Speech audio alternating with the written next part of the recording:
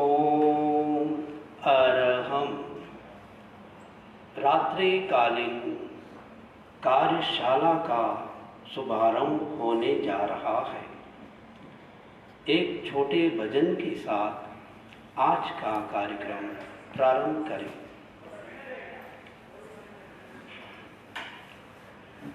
जिस देश में जिस वेश में परिवेश में रहो, जिस देश में जिस वेश में परिवेश में रहो, महावीर भजो महावीर बनो, महावीर को जपो, महावीर बनो महावीर भजो, महावीर को जपो। संसार में परिवार में घर बार में रहो, संसार में परिवार में घर बार में रहो, महावीर भजो महावीर बनो, महावीर को जपो। चाहे राग में अनुराग में वैराग्य में रहो, महावीर जपो महावीर भजो, महावीर को जपो। चाहे ज्ञान में चाहे ध्यान में अवधान में रहो,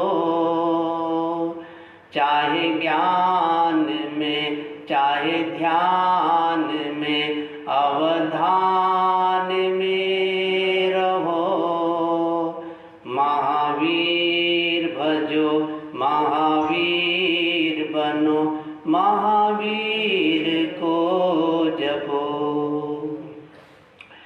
जिस रंग में जिस ढंग में जिस संग में रहो, जिस रंग में जिस ढंग में जिस संग में रहो, महावीर भजो महावीर बनो, महावीर को जपो। इस लोक में परलोक में सिद्ध लोक में रहो, इस लोक में परलोक में सिद्ध लोक में रहो, महावीर भजो महावीर बनो, महावीर को जपो। चाहे लाभ में अलाभ में अपमान में रहो, चाहे मान में सम्मान में अपमान में रहो, महावीर भजो महावीर बनो, महावीर को जपो। चाहे रात में बीरात में बरसात में रहो, चाहे रात में बीरात में बरसात में रहो, महावीर भजो महावीर बनो, महावीर को जपो, महावीर को जपो।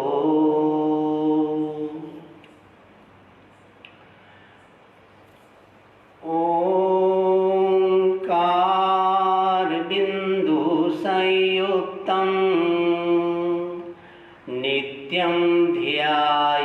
ध्यायन्ति योगिनः कामदं मोक्षदं चैव ओंकाराय नमो नमः। ओंकाराय नमो नमः। ध्यानं मूलं गुरो मूर्ति पूजा मूलं गुरो पदम् मंत्रं मूलं गुरो वाक्यं मोक्षं मूलं गुरु कृपा मोक्षं मूलं गुरु कृपा। परम आराध्य के पावन चरणों में वंदन। हैदराबाद में विराजित परम श्रद्धेय महातपस्वी आचार्य श्री महासमण जी के पावन चरणों में वंदन। अत्र विराजित वंदनीय श्रद्धेय शासन श्री मुनि श्री सुरेश कुमार जी स्वामी, उनके परम सहयोगी मुनि श्री संबोध कुमार जी स्वामी, आज के इस स्वास्थ्यवर्धक कार्यशाला को सुनने वाले देखने वाले भाइयों और बहनों,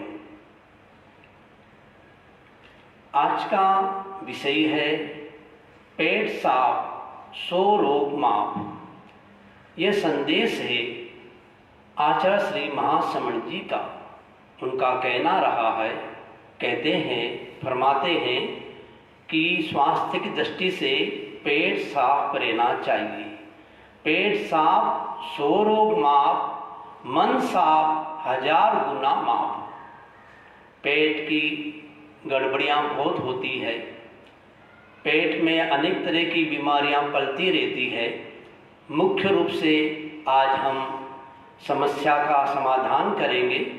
पेट में गैस होती है, पेट में कब्ज होती है, पेट में अल्सर होता है, पेट में एसिडिटी होती है और पेट में अग्निमंद हो जाती है। पेट संबंधी इन 5 बीमारी का क्या कारण है और क्या उनका उपाय है, इसकी आज हम लोग चर्चा करेंगे। कुछ प्रैक्टिकल प्रयोग भी करेंगे। जब तक हम पाचन तंत्र को नहीं जानेंगे तो पेट के अवयव कैसे हैं, कहाँ हैं, कैसे काम करते हैं, ये पता नहीं चलेगा। 90% बीमारियाँ जो शरीर से जुड़ी हुई है, उनका सीधा संबंध पेट के साथ है और पेट का सीधा संबंध भोजन के साथ है। आदमी चाहे तो स्वयं अपना डॉक्टर बन सकता है और इसके लिए 2 सरल उपाय, शरीर को जाने, भोजन को पहचाने। 90% बीमारी का संबंध आसानी से इन 2 तत्व के आधार पर किया जा सकता है। तो हम सबसे पहले शरीर को जाने, हमारा शरीर क्या है, शरीर के फंक्शन क्या है। मेडिकल साइंस के अनुसार हमारे पाचन तंत्र, आप देख रहे हैं चार्ट में, पाचन तंत्र की जो ये शुरुआत हमारे मुंह से होती है। मुंह के अंदर क्या विशेषता है? मुंह के अंदर में 3 विशेषता है। पहली विशेषता है मुंह के अंदर, वो ये है, यहाँ पर दांत है। दांत लगभग 32 होते हैं। तो इससे हमें प्रेरणा लेना है, भोजन के एक ग्रास को लगभग 32 बार चबा चबा के खाना चाहिए। मुंह के अंदर में जीभ है, जीभ से 1000 प्रकार के स्वाद का पता चल सकता है।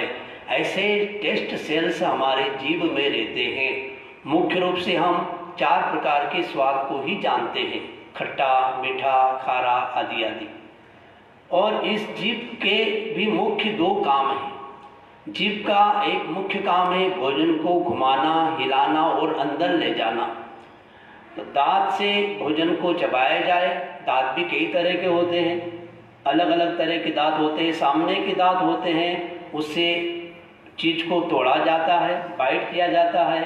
और आगे जो पीछे जो दाढ़ होती है, जाड़ होती है, उससे उसको ग्राइंड किया जाता है, पीसा जाता है जीभ के माध्यम से।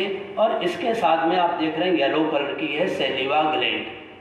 ये सैलिवा ग्लैंड हमारे शरीर में बहुत उपयोगी है। खासकर मुंह के अंदर में जितना भोजन को चबाएंगे, सैलिवा ग्लैंड टायोलिन नाम का स्राव छोड़ेगी, और जितना स्राव टायोलिन नाम का सैलिवा ग्लैंड छोड़ेगी उतना भोजन का पाचन हमारा शुरू हो जाता है। यानी भोजन का पाचन मुंह से शुरू हो जाता है। फिर हमने जो भी भोजन किया वो हमारा भोजन अन्न नली में जाता है। यह अन्न नली है और इसके आगे होती है श्वास नली। अब नली दो है, इसका ढक्कन एक है, उसका नाम है फेरेलेक्सन। वो ढक्कन यानी पर्दा क्या होता है, जब आपने खाना खाया तो खाना जब अन्न नली में गया तब वो पर्दा यहाँ से हटकर श्वास नली पे आ जाएगा, और जब वो वापस अंदर खाना चला गया पुनः तुरंत वह रबड़ जैसा ढक्कन अन्न नली पे आ जाएगा। कभी कभी क्या होता है कि आदमी खाना भी खा रहा है और बोल भी रहा है, तो कई बार क्या होता है जो खाना जाना चाहिए अन्न नली में वो गलती से चला जाता है श्वास नली में, और बहुत सी बार आदमी का असमय में समापन समारोह हो जाता है। Doctor air marshal Mukherjee Japan में गए, लोगों को ट्रेनिंग दे रहे थे युद्ध की, और जल्दी जल्दी खाना खा रहे थे, बोल भी रहे थे। गलती से जो खाना जाना था अन्न नली में चला गया श्वास नली में। On the support doctor air marshal Mukherjee का वहीं पर देहांत हो गया। बहुत सारी ऐसी घटना घटती है, तो इससे हमें प्रेरणा लेना है, जब खाते हैं तो बोलना नहीं, बोलना है तो खाना नहीं। while eating no talking, while talking no eating, दो काम एक साथ कभी नहीं करना। बस ये आप संकल्प या सूत्र जीवन में अपना लेते हो कि एक समय में एक काम करना, खाने के समय भजन नहीं करना, भजन के समय भोजन नहीं करना, खेलने के समय पढ़ना नहीं, पढ़ने के समय खेलना नहीं। बहुत सारे बच्चे क्या करते हैं, खेलने का समय हो गया पढ़ने बैठ जाते हैं, पढ़ने का समय हो गया खेलने लग जाते हैं। न तो वो खेलने में आगे बढ़ेंगे न वो पढ़ने में आगे बढ़ेंगे। इसलिए एक समय में एक काम करना। तो हमें यहाँ से प्रेरणा लेना है कि इससे ये शिक्षा लेना है कि हमारा जो ये पाइपलाइन है 25 सेंटीमीटर लंबी होती है, 25 सेंटीमीटर की पाइपलाइन, और अन्न नली इसको बोलते हैं हिंदी में। तो ये सारा भोजन हम जो करते हैं सीधा यहाँ जाता है आमाशय में। आमाशय की कैपेसिटी है 1.5 लीटर से लेकर 2 लीटर तक की इसकी कैपेसिटी है। ये एक रबड़ का थैला है, यहाँ पे सारा भोजन का इकट्ठा होता है। आपने कुछ भी खाया हो यहाँ पर फिर छटनी होती है। आमाशय के अंदर में 50 लाख ग्लैंड्स होती है, आमाशयी ग्लैंड्स, जो भोजन के स्राव को HDL नाम का, HCl नाम का एक स्राव छोड़ती है, जो भोजन को पचाने में सहयोग करती है। इधर से ये लीवर है, आप देख रहे हैं ये लीवर, और इसके बीच में ये येलो कलर का पित्ताशय है, गाल ब्लेडर। यहाँ पे 350 ग्राम पित्त इकट्ठा होता है। जो अपने भोजन किया उससे भी पित्त बना, और पित्त यहाँ इकट्ठा, और भोजन दोनों काम करता है। ये पित्त इकट्ठा भी होता है पित्ताशय में और भोजन को पचाने में सहयोग भी करता है। तो यहाँ से पित्त आया, यहाँ से आमाशय स्राव आया, और ये येलो कलर की आप देख रहे हैं ये है पेनक्रियास, क्लोम ग्रंथि, ये इंसुलिन छोड़ती है। इसके भी 2 पार्ट है। कल जो डायबिटीज का सब्जेक्ट आएगा उसमें विस्तार से बताएंगे। ये तीनों स्राव मिलाकर भोजन को पचाने में सहयोग करती है। तो आमाशय से पक्वाशय, पक्वाशय सी आप देख रहे हैं ये सी के आकार का, जहाँ से छोटी आंत शुरू होती है। यहाँ से यहाँ भोजन को जाने में लगभग 3 घंटे लगते हैं। तो हमें क्या इससे प्रेरणा लेना है कि आपने कोई भी चीज़ खाई तो 3 घंटे का गैप रखो, तो इससे भोजन को पचने में सुविधा रहे। तो ये छोटी आंत है, नाम तो ये छोटी आंत 7 मीटर लंबी होती है, और उसके बाद में बड़ी आंत होती है। चारों तरफ आप देख रहे हैं ये बड़ी आंत। तो आमाशय से भोजन गया पक्वाशय में, डुडेनम में, वहाँ से गया छोटी आंत में, छोटी आंत से गया बड़ी आंत में। सबका अलग अलग काम है पचाना, किसको कौन पचाएगा। फिर बड़ी आंत के लास्ट में देख रहे हैं ये है पूछ जैसा, इसका नाम है अपेंडिक्स। बहुत सी बार इसमें मल फंस जाता है। बड़ी आंत 2 मीटर लंबी होती है, छोटी आंत 7 मीटर लंबी होती है। तो नाम तो ये छोटी, काम करती बड़ी, काम नाम है बड़ा, काम करता छोटा। तो यहाँ पर मल फंस जाता है तो पेट में बार बार दर्द होता है। फिर डॉक्टर बोलता है कि इसका ऑपरेशन करके इसको निकाल दिया जाए, उस पूंछ को, अपेंडिक्स को, फिर बार बार दर्द नहीं होगा। तो ये पेट में दर्द क्यों हुआ? कब्ज के कारण।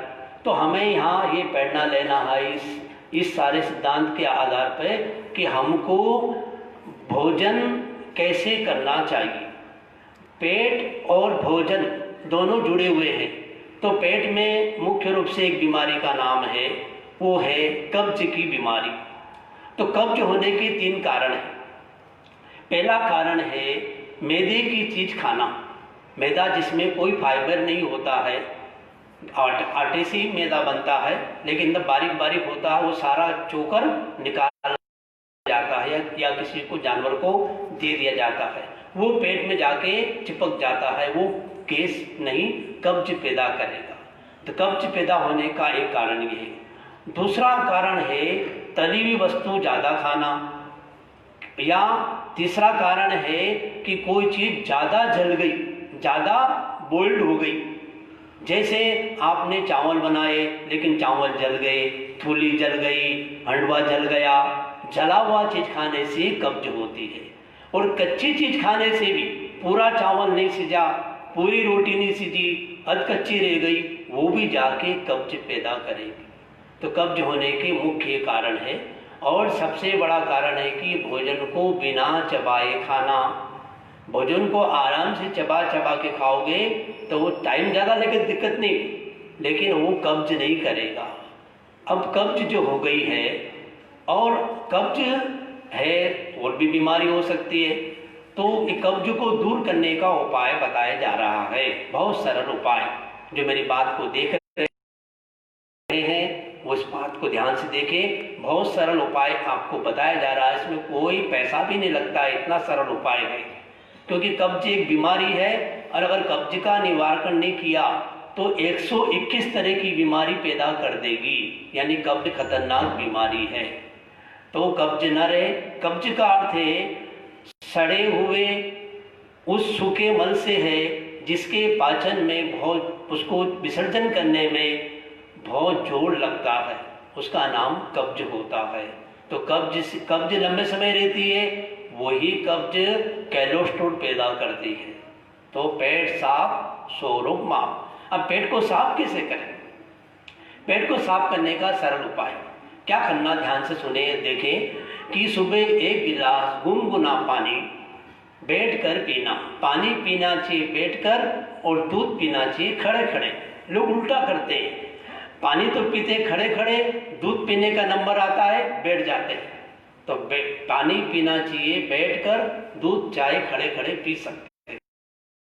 गिलास पानी पिया और पानी मुंह में लगाकर पिया, यानी कि एक एक गुट गुट पिए। जब वो पानी पी लिया गया 1 गिलास, फिर खड़े होकर क्या करना, ताड़ासन करना। आप सब जानते होंगे ताड़ासन कैसा होता है। ताड़ासन आपको बताया जा रहा है। पहले पानी पिया बैठकर, फिर एड़ी मिली हुई हाथ में लोक लगाएंगे, श्वास भरते हुए हाथ को ऊपर लाएंगे, ऐसे श्वास के साथ करेंगे, फिर खिंचाव देंगे, फिर नीचे आएंगे। ऐसे 2 बार करेंगे। ये किनको करना है? जिनको कब्ज है उनको पानी पी के करना। कब्ज नहीं है तो बिना पानी पिए कर सकते हैं। 1 2 3 4। इसके दूसरा फायदा भी है, अगर ये ताड़ासन करते रात को सोने के पहले करेंगे, नींद अच्छी आ जाएगी और पेट भी अच्छा रहेगा। बहुत अच्छा प्रयोग है इस तरह से। तो ये ताड़ासन किया गया। अब क्या करना, दोबारा फिर एक बैठना। ऐसे बैठने का तरीका देख लीजिए आप। ये है गुदो इकास। मैंने सुना भगवान महावीर स्वामी को इस आसन में केवल ज्ञान हो गया था, तो क्या हमको मति ज्ञान नहीं हो सकता? इसमें ये आसन बैठने का बहुत अच्छा आसन है। ये गुदो इकास, पंजे के बल बैठने का। फिर इसमें दोबारा पानी पिया, 1 गिलास या आधा गिलास पानी गुनगुना होना चाहिए, ठंडा नहीं होना चाहिए। फिर दोबारा खड़े हो जाएं। अब क्या करना है, दोनों हाथ में पर ऐसे करना,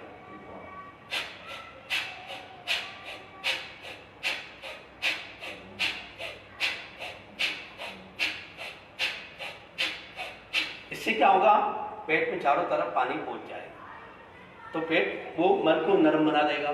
फिर क्या करना, लेटरिन में जैसे भी बैठते हैं हिंदी या इंग्लिश में, बैठ के क्या करना, चारों उंगलियों को पानी में गीला करना, अंगूठा सूखा रखना, सूखे अंगूठों को यहाँ रखना, और ऐसे राइट से लेफ्ट ऐसे करना लगभग 27 बार।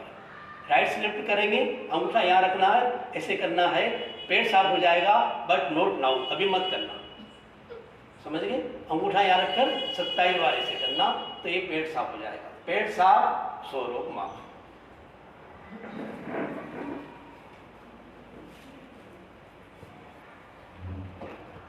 तो ये आपको कब्ज को दूर करने का एक उपाय बताया, सरल, मेरे ख्याल से बहुत कठिन नहीं है, सरल है, आसानी से आप विधि पूर्वक करेंगे तो फायदा होगा।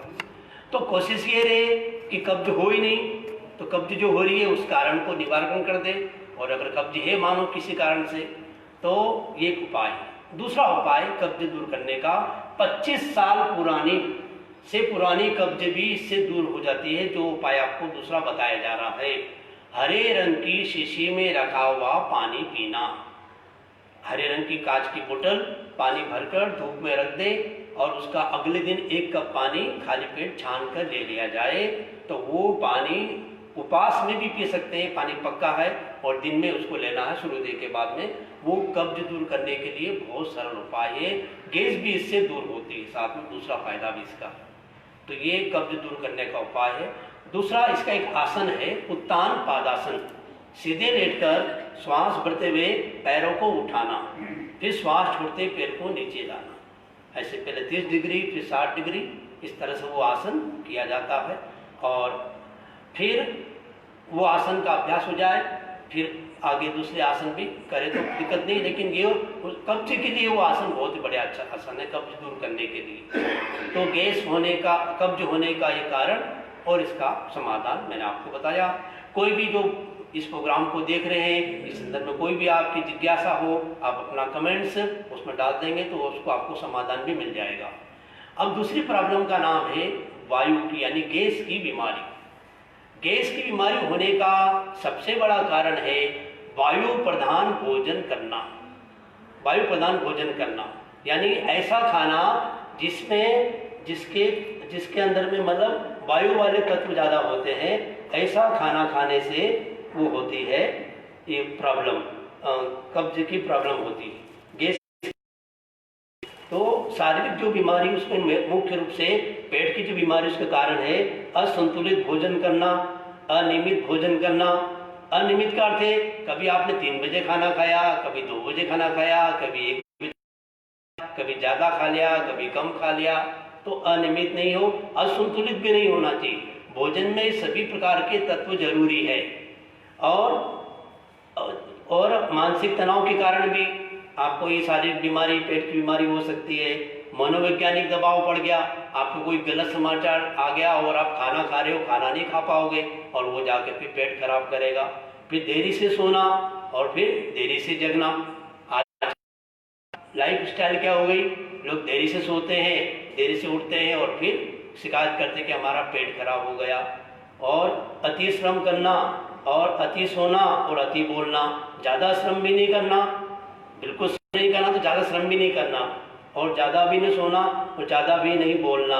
भावनात्मक असंतुलन, पारिवारिक कलह और ज़्यादा समय तक टीवी देखना, फिल्म आदि देखना, इनसे सब ये शरीर खराब होता है। पेट खराब हो गया, शरीर खराब हो गया, शरीर खराब हो गया, मन खराब हो गया, मन खराब हो गया, पूरा कनेक्शन जुड़ा। तो एक शरीर को स्वस्थ रखने के लिए अपने पेट को स्वस्थ रखना बहुत जरूरी है। अब ये जो हमारे जीवन में बहुत तरह की समस्या आती है, तो मैं आपको बता रहा था कि गैस की जो बीमारी है, उस गैस की बीमारी से होने का कारण है कि वायु प्रधान भोजन करना, जैसे पापड़, आलू, अचार, इस तरह की ऐसी चीज़ें जो गैस पैदा करती है वायु प्रधान, तो वो चीज़ें नहीं खाना चाहिए। तो हमें गैस से बचने के लिए क्या करना, गैस से बचने के लिए सरल उपाय, ये पहली अंगुली जो है इसका नाम है, इसमें वायु तत्व है। हमारा शरीर 5 तत्वों से मिलके बना है। पृथ्वी, पानी, अग्नि, वायु, आकाश, ये पांचों तत्व प्रतीक के रूप में हमारे अंगुलियों में विद्यमान है। अंगूठे में तत्व है अग्नि, एलिमेंट्स ऑफ फायर। फिंगर में तत्व है वायु, एलिमेंट्स ऑफ एयर। मध्यमा अंगुली में तत्व है स्पेस, आकाश तत्व है। और ये रिंग फिंगर में तत्व है पृथ्वी तत्व, एलिमेंट्स ऑफ अर्थ। और ये लिटिल फिंगर, इसमें तत्व है वाटर, पानी, जल तत्व इसके अंदर। तो इन अलग अलग तत्वों को मिलाएंगे तो ये वायु को मोड़ा और अग्नि वायु को जलाएगी, तो गैस से होने वाली 21 प्रकार की बीमारी में फायदा होगा। ये वायुदेव मुद्रा दोनों हाथ से करना चाहिए। एक मुद्रा बहुत अच्छी है, ये गैस में भी फायदा करेगी, एसिडिटी में भी फायदा करेगी, कब्ज में भी फायदा करेगी। छोटी सी मुद्रा, 5 मिनट करना हो तो अंगुली को मोड़ दे, ज़्यादा देर करना हो तो अंगुली को सीधी रखें। अगर मानो आपको ज़्यादा देर करना और आपने अंगुली को मोड़ दिया तो गैस दूर होगी नहीं होगी, अंगुली पहले दूर हो जाएगी। तो इसका पूरी सावधानी रखना, हल्का सा दबाव देना, स्लाइड प्रेशर, और मुद्रा दोनों हाथ से करना तो बहुत अच्छा रहेगा। तो ये जोड़ों में दर्द में भी फायदा करती है, मुद्रा बहुत अच्छी है। तो इस तरह से मुद्रा का अभ्यास करें। तो ये मुद्रा जो है बहुत महत्वपूर्ण मुद्रा है। वायु की गैस के लिए दूर करने के लिए सबसे अच्छा सरल आसन है पवन मुक्तासन। क्या नाम है? पवन मुक्तासन। ये लेट कर किया जाता है, सब लोग उसको जानते होंगे ऐसे। तो ये पवन मुक्तासन बहुत अच्छा ये आसन है। तो ये आसन पवन मुक्तासन और ये मुद्रा भी बहुत काम की होती है। अब सबसे महत्वपूर्ण बात ये आपको बताई जा रही है कि चाहे बीमारी पेट की हो, गैस की हो, चाहे कब्ज की हो, तो पहले सबसे पहले अगर बार बार पेट में गड़बड़ी हो रही है तो सबसे पहले क्या करिए, सबसे पहले अपने पेट को चेक करिए कि हमारे पेट में कौन सी बीमारी है। कब्ज ज़्यादा है या गैस ज़्यादा है, या गैस है या कब्ज है। पहले कोई भी चीज़ का डायग्नोसिस होना चाहिए। जब तक डायग्नोसिस नहीं होगा, निदान नहीं होगा, तो उपचार कोई फायदा नहीं होगा। तो सबसे पहले चेक करें कि हमारे पेट में गैस है या कब्ज है। उसको चेक करने का बहुत सरल उपाय बताया जा रहा है। ध्यान से आप देखेंगे, हमारे हाथ में 3 रेखा होती है, पहली, दूसरी, तीसरी। हम ज्योतिष की बात नहीं कर रहे हैं, लाइन की बात कर रहा हूँ। ये पहली लाइन जो है, दोनों हाथ में पहली लाइन है, तो दोनों हाथ की पहली रेखा से रेखा को मिलाएं। पहली जो लाइन है, ये पहली लाइन की, दोनों हाथ की रेखा से रेखा को मिलाएं। मिलाने के बाद ये देखिए, आपकी जो छोटी अंगुली है, लिटिल फिंगर है, ये ऊपर नीचे है या बराबर है। मानो ऊपर नीचे है तो पेट में गड़बड़ी है, something is wrong in your stomach. और अगर लेफ्ट बड़ी है तो भी गड़बड़ी है। तो क्या गड़बड़ी बता देता हूं मैं आपको। अगर बाय चांस ऐसा करने के बाद में आपको लगे कि राइट अंगुली बड़ी है, तो आप समझ जाना आपके पेट में गैस ज़्यादा हो गई। और यदि आपको लगे कि लेफ्ट अंगुली बड़ी है, तो समझ जाना कि आपका पेट पूरा साफ है, तो पेट में गैस है। लेफ्ट बड़ी है तो पेट में कब्ज है। और दोनों अंगुली बराबर है तो इसका 2 मीनिंग, या तो दोनों प्रॉब्लम नहीं है या दोनों प्रॉब्लम है। तो आप खुशियां मत मनाना कि दोनों अंगुली बराबर है तो कहीं ऐसा तो नहीं कि दोनों प्रॉब्लम नहीं है, तो दोनों प्रॉब्लम भी हो सकती है। तो इस तरह से इसको आप मेजरमेंट कर सकते हैं कि आपको, फिर आपको लगे कि अब इसके माध्यम से हमने क्या चेक किया। बम्बई में डॉक्टर रहते हैं, डॉक्टर देवेंद्र बोरा, उन्होंने बताया इस माध्यम से हमने अपनी धरण को, नाभि को चेक कर लिया।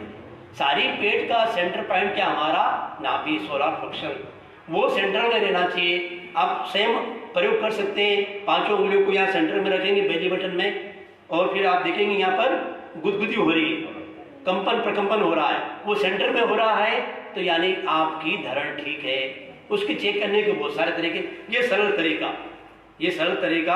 अगर उंगली ऊपर नीचे हो गई यानी आपकी धरण उतर गई। तो धरण को ठीक करने का बहुत सरल उपाय बताया जा रहा है। तो क्या करना, दाहिने हाथ की ये फिंगर, लिटिल फिंगर, इसको यहाँ रखना बेली बटन में, और इसको बैठ के भी कर सकते हैं, खड़े के भी कर सकते हैं। तो ये उंगली को यहाँ रखा और दूसरा हाथ ऐसे बंद करके पीछे रखा, और श्वास को निकालते हुए इतना झुकेंगे कि इससे नाक टच हो जाएगी। देखिए नाक टच हो गई, वैसे इस तरह से 3 बार इसे करना। इस अंगुली को बेली बटन में रखा, दूसरा हाथ यहाँ रखा और ऐसे कर, श्वास छोड़ते समय झुकेंगे। ऐसे 3 बार इधर से, 3 बार उस साइड से करेंगे। फिर आप चेक करेंगे आपकी धरण ठीक हो गई। धरण ठीक हो गई, पेट ठीक हो गया। तो पेट में गैस और कब्ज से बचने के लिए पाचन शक्ति यदि आपकी कमजोर है, खाया नहीं और तुरंत चले गए, पचता नहीं है खाया हुआ, वापस बार बार जाना पड़ता है, तो इसलिए इसके लिए क्या करना चाहिए? तो जितनी भी पेट संबंधी बीमारी है, इसके बहुत सारे कारण हो सकते हैं, तो हम कारण में नहीं जाते हुए हम इसके उपाय की चर्चा करते हैं कि हमें यदि गैस और कब्ज, एसिडिटी आदि से बचना है तो जो आपको उपाय बताए वो उपाय आप करें। और एक सरल उपाय बताया जा रहा है और उस उपाय से वात, पित्त, कफ तीनों का समन होता है। इतना सरल उपाय है। वात, पित्त, कफ 3 तरह की बीमारी होती है, वात जनित, पित्त जनित और कफ जनित। तो क्या करना, इसका एक कल्प है, उसका नाम है त्रिफला कल्प। त्रिफला का जो प्रयोग कैसे करना, 12 महीने का प्रयोग होता है, 2 महीने भी कर सकते हैं, 3 दिन भी कर सकते हैं। तो इसका एक नियम है कि त्रिफला जो है वो कैसे बनाना, त्रिफला बनाने की विधि बता जा रही है। त्रिफला में क्या है, 3 फल है, हड़ले, बहड़ले और आंवला। तो हड़ले 1, बहड़ले 2 और आंवला 3, यानी ये अनुपात में उसका पाउडर बना के लेना है। यानी 100 ग्राम हड़ले तो 200 ग्राम बहड़ले तो 400 ग्राम आंवला। इनको अच्छी तरह से पीस कर इनको छान कर रख ले। और फिर कितना लेना है, तो सबकी उम्र अलग अलग है, सबका वजन अलग अलग है, तो अपनी उम्र के आधार पे लेना। आप जितने साल के हो उतनी रत्ती त्रिफला लेना है। आप मानो 32 साल के हो तो 32 रत्ती आपको त्रिफला का पाउडर लेना है। अब आप बोलेंगे एक रत्ती कितने का होता है, तो बताया गया 4 रत्ती का 1 ग्राम होता है। 4 रत्ती का 1 ग्राम, यानी 1 ग्राम में 4 रत्ती होती। ये पुरानी भाषा रत्ती, नई भाषा ग्राम समझ जाएंगे आप। तो लगभग ऐसा करना। फिर क्या करना, इसका त्रिफला का नियम है खाली पेट लेना। खाली पेट लिया जाता है गुनगुने पानी के साथ, और अलग अलग मौसम में अलग अलग चीजों के साथ लेना। पूरी त्रिफला नहीं लेना। जैसे मानो अभी मौसम चल रहा है सर्दी का, तो सर्दी के मौसम में उसके अंदर में सोंठ डालना, और फिर 2 महीने आगे आएंगे फिर उसके अंदर में पीपल डालना, फिर 2 महीने आगे में शहद डालना। तो कभी 2 महीने शहद के साथ, 2 महीने गुड़ के साथ, 2 महीने देसी चीनी के साथ। जिनको शहद भी लेना हो वो देसी चीनी के साथ भी ले सकते हैं। तो थोड़ा सा कितना डालना, उसका 1/4 भाग। जैसे 4 ग्राम आपने लिया त्रिफला, तो 1 ग्राम उसमें काला ये नमक आदि जो डालना है, तो उसका लेप भी कर सकते हैं। तो गुनगुने पानी के साथ इसको लिया, और उसके बाद में 1 घंटे तक आपको खाना नहीं खाना, पानी भी नहीं पीना। पानी पी सकते हैं लेकिन गुनगुना पानी। यानी इससे सबसे बड़ा फायदा होगा, आपकी चाय छूट जाएगी और पेट इतना आपका साफ हो जाएगा, आप बोलेंगे जीने का नया ढंग तो अब आया। तो ये त्रिफला का प्रयोग कई लोग रात को भी लेते हैं।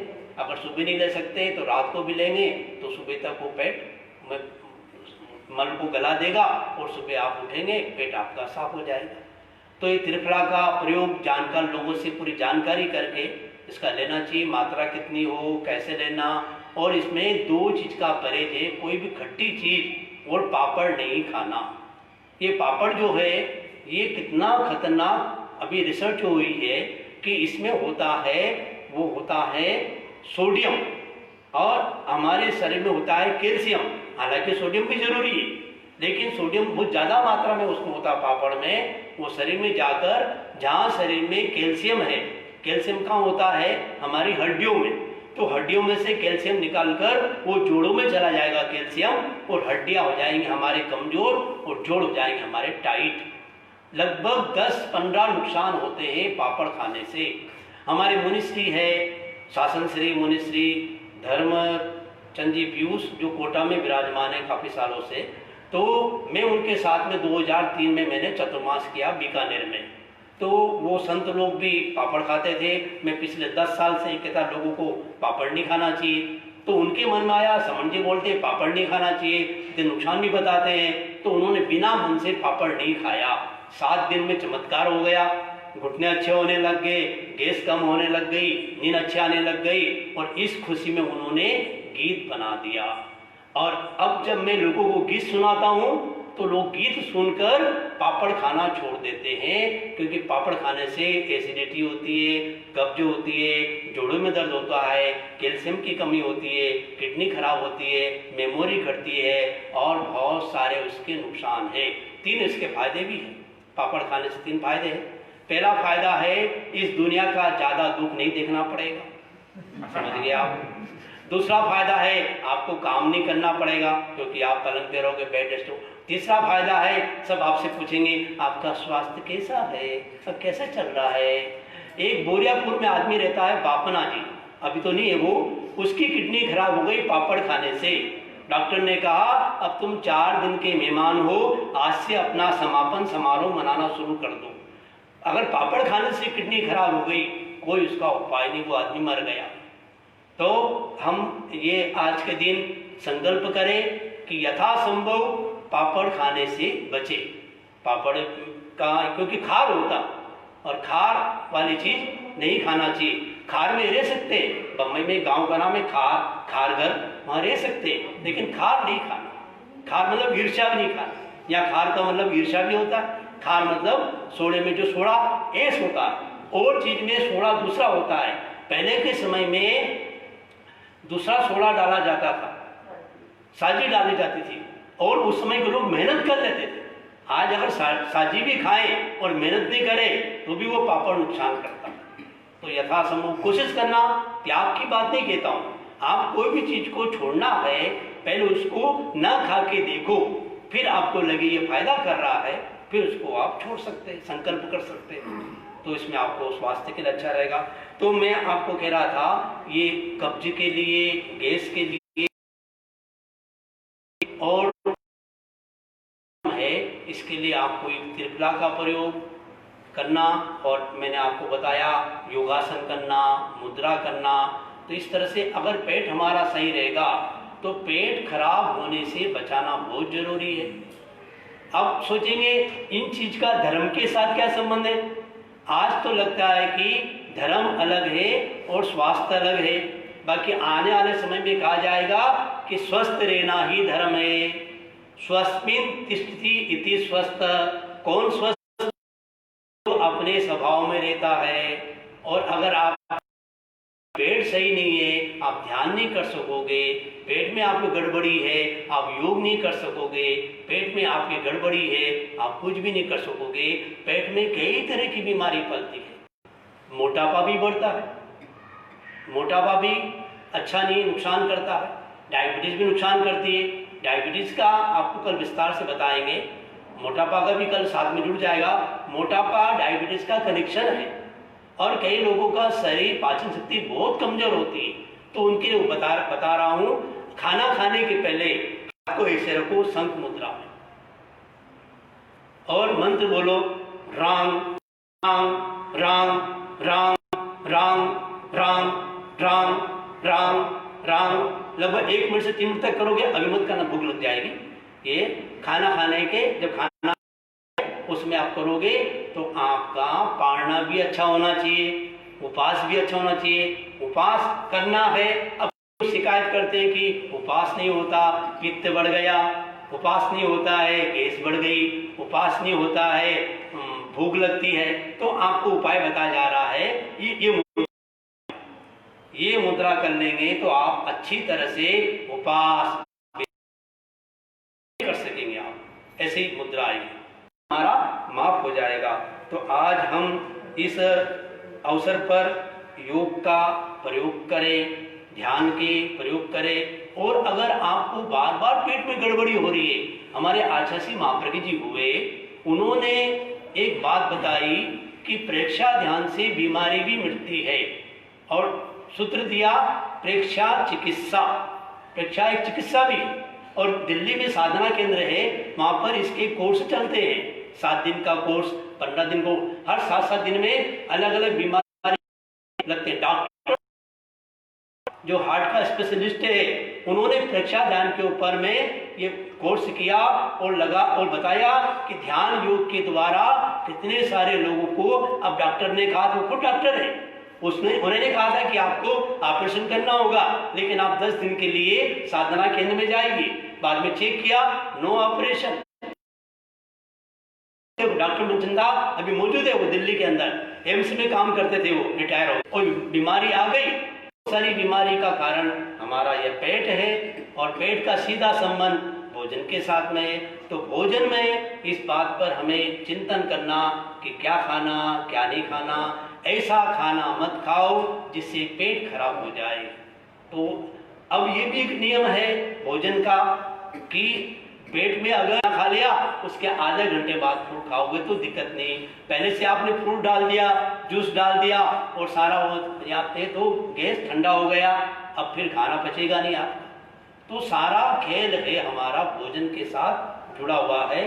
तो आज आपको ये जानकारी दी जा रही है कैसे हमको स्वस्थ रहना है। तो जो शरीर में पेट है, पेट में जो रोग होते हैं, उससे बचने के लिए हमें पेट को सही रखना जरूरी है। और हमारे शरीर के अंदर जो पाचन तंत्र है वो कैसे हमें काम करता है, भोजन कहाँ से कहा जाता है, तो कैसे कौन सा खाना खाना, कौन सा खाना नहीं खाना, ये जानकारी हमको अगर मिल जाती है, आप कैसे प्राप्त कर सकते हैं। तो मुख्य 2 बात है, भोजन को पहचाने और शरीर को जाने। हमने शरीर को भी नहीं जाना। शरीर में कितना खजाना है हमारा। शरीर हमारा दुश्मन नहीं है। शरीर खुलू माध्यम धर्म साधनम। अगर धर्म भी करना है तो क्या चाहिए? शरीर स्वस्थ चाहिए। अच्छे काम के लिए भी शरीर का स्वस्थ होना जरूरी है, सांसारिक काम के लिए भी शरीर का स्वस्थ रहना जरूरी है। तो पहली चीज है sound mind in A sound body. स्वस्थ शरीर में स्वस्थ मन का निवास होता है और स्वस्थ मन से स्वस्थ तन का निर्माण होता है। तो दोनों स्वस्थ रहेंगे तो हमारे भाव भी अच्छे रहेंगे। आज भाव भी हमारे अच्छे नहीं, तो शुरुआत कहाँ से करें? शरीर से करें। शरीर में क्या है? पेट है। पेट का भारीपन न रहे, पेट भारी न रहे, चाहे पेट बड़ा हो दिखे मानो कोई दिक्कत नहीं, नरम होना चाहिए। और कई लोगों का देखा पेट तो बहुत पतला लेकिन उंगली भी नहीं जाती, इतना टाइट। तो पेट टाइट नहीं होना चाहिए, यानी पेट में गैस न रहे, कब्ज न रहे, एसिडिटी न रहे। अगर बार बार पेट में एसिडिटी हो गई, अब इसका कनेक्शन है। पहले सबसे पहले क्या पैदा होगा? गैस। गैस लंबे समय रहेगी, वो गैस ने एसिडिटी का रूप ले लिया, अम्लता बढ़ गई, और वो लंबे समय तक एसिडिटी अगर पेट में रह गई वो क्या कर देगी? घाव पैदा कर देगी, यानी पेट में अल्सर हो जाएगा और आगे जाके वो अल्सर के बाद में कैंसर का रूप धारण कर लेगा। एक छोटा सा गैस हुई, छोटी सी कब्ज हुई और कितनी बड़ी बीमारी पैदा कर देगी। तो मेरा आपसे गुजारिश है, आप अपने पेट पर ध्यान दें, यानी पेट हमारा खराब ना रहे। खान पान पे ध्यान देंगे तो हमारा पेट भी अच्छा रहेगा, और पेट हमारा सही रहेगा तो हमारा पूरा शरीर। तो पाचन तंत्र को, शरीर को पहचानना जरूरी है। बहुत सस्ता हर जगह स्कूल के अंदर में ये चार्ट मिल जाता है। स्टूडेंट को टीचर्स लोग बताते भी है, शुरू से बताते हैं ध्यान रखो कि भोजन का पाचन कैसे क्या होता है, कैसे काम करता है। तो हमें आज की इस कार्यशाला से सबसे पहली प्रेरणा क्या मिली कि खाना खाते समय बोलना नहीं। नंबर 2, खाने को आराम से चबा चबा के खाना। नंबर 3, कोई भी चीज आपने खाई है तो 3 घंटे का उसमें गैप रखें। बार बार खाएंगे तो भोजन नहीं पचेगा। तो इस तरह से अगर कब्ज हो गई किसी कारण से तो कब्ज को दूर करने के उपाय बताए आपको, उसका प्रयोग करें। गैस हो गई, गैस का दूर करने का उपाय करें। अब जैसे एसिडिटी हो रही है, ऐसे कहते हैं कि बार बार नहीं खाना चाहिए, लेकिन जिनको एसिडिटी रहती है उनको बोलते हैं चाहे तुम थोड़ी मात्रा में खाओ, लंबे समय तक पेट को खाली मत रखो, यानी थोड़ी देर में कुछ न कुछ लेते रहो। तो जिनको एसिडिटी की बीमारी है तो कहते हैं खाना खाने के बाद में आधा केला या 1 आंवले का पीस अगर ये ले लिया जाए तो एसिडिटी से आप आसानी से बच सकते हो। तो ये इतना बड़ा फल है, वात पित्त कफ तीनों का शमन करता है, त्रिफला का एक फल है। तो हमें आज की इस गोष्ठी से ये जानना है कि हमें किस तरह से ये जो बीमारी होती है पेट की, पेट में कब्ज है, एसिडिटी है, तो कैसे उससे हम बच सकते हैं। तो अपने पेट को नरम रखना जरूरी है, आसन करना चाहिए। एक आसन है जो खाना खाने के बाद ही किया जाता है, उसका नाम है वज्रासन। अगर वो आसन कर लिया जाए तो 3 बड़ी बीमारी से बच जाओगे। No heart problem, no brain problem और नो कोई रीढ़ की हड्डी की प्रॉब्लम भी नहीं आएगी। वो खाना खाने के बाद में वज्रासन में बैठा जाता है। मैंने देखा जापान के लोगों को, वो खाना खाते हैं वज्रासन में खाना खाते हैं, नीचे बैठकर, और किसी से हाथ नहीं मिलाते, हाथ जोड़ के बोलते हैं आरिगतो गोजाइमास्ता। ये जापानी भाषा है। मैं जर्मनी में गया, वहाँ बोलते हैं गुटन मार्गन, और उधर रशिया में बोलते हैं कि डोबरे उतरे। गुड मॉर्निंग की परिभाषा बता रहा हूँ। अपन हिंदुस्तानी है, अपने को क्या बोलना चाहिए? नमस्ते बोलना चाहिए, गुड मॉर्निंग नहीं। गुड मॉर्निंग अपनी परंपरा नहीं है। ठीक है, जो हिंदी नहीं जानते उनको गुड मॉर्निंग बोलना पड़ता है, लेकिन नॉर्मली तो ये मतलब परंपरा है। तो ये बता रहा था मैं, खाना खाने के बाद में आप वज्रासन में बैठ जाएगी। और खाना खाने के बाद में क्या ऐसा प्रयोग करें जिससे आपको कई बीमारी से बच जाएंगे। जैसे आपने खाना खाया, तुरंत क्या करिए? बाथरूम में जाकर पेट को साफ कर लीजिए, यानी अब यूरिन कर लीजिए, पेशाब कर लीजिए, वो जो भाषा समझते आप। तो उस तरह से वो उससे आपको बहुत बड़ी बीमारी से बच जाओगे। तो अब आजकल क्या हो गया, वहीं खाया वहीं चले गए, यानी अटैच होता है लेटरिन बाथरूम। तो पहले क्या था, खाना खाया आप 100 कदम दूर जाओ, कितना अच्छा रहता है। घूमना हो तो शाम को घूमिए, और दोपहर को घूमना नहीं। दोपहर को कितना, कब भोजन के बाद क्या करना चाहिए? जो जितना ध्यान हम खाने में देते हैं उससे ज़्यादा ध्यान हमको पचाने में देना चाहिए, वो नहीं देते। तो खाना खाने के बाद में पढ़ाई करने लग जाते हैं, खाना खाने के बाद में टीवी देखने लग जाते हैं, खाना खाने के बाद में मोबाइल में काम करने जाते हैं। तुरंत न करें, 10-15 मिनट तक कोई भी भारी काम न करे, इवन दो कपड़े भी नहीं धोना। खाना खाने के बाद क्या होता है, खाना खाने के बाद में जो ब्रेन में जितना ब्लड है उतनी कमजोर हो जाएगी। तो खाना खाने के बाद में, यूरिन जाने के बाद में वज्रासन में बैठे 5 मिनट से शुरू करें, 5 मिनट, 10 मिनट, 20 मिनट तक। उसके बाद में लेफ्ट साइड सो जाएं। वाम शाही दी भुजान, जो बाई करवट सोता है स्वस्थ रहता है। बाई करवट सोना और 2 बार खाना खाना, तो एक बार में भी पूर्ति कर लेते, अलग बात है। तो ये बाई करवट सोना बहुत अच्छा है स्वास्थ्य के लिए। इससे क्या होगा, अब अंतिम में एक महत्वपूर्ण बात आपको बताई जा रही है कि जब आप खाना खाने बैठो तो क्या करो।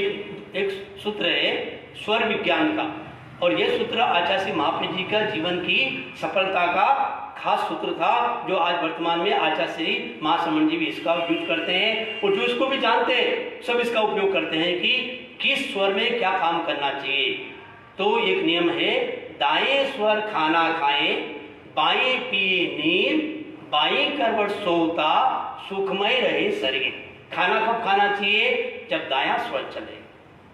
पानी कब पीना चाहिए? जब बायां स्वर चले।